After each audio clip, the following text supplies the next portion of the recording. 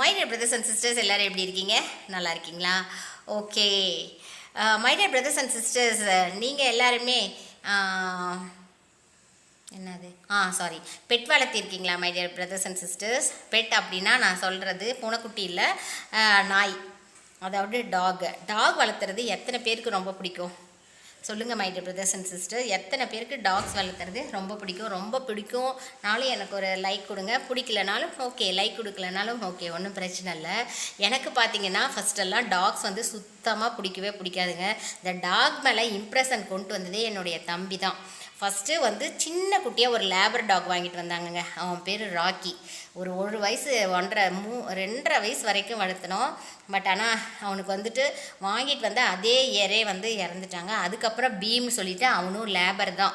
சும்மா பொசுன்னு சும்மா சூப்பராக அம்சமாக இருப்பாங்க 2 பேருமே. ராக்கியுமே அழகாக இருப்பான், பீமும் அதை விட அழகு. பீம் வந்து செம சுட்டி, ராக்கி வந்துட்டு பார்த்தீங்க அப்படின்னா அவன் வந்து ரொம்ப பொறுமை.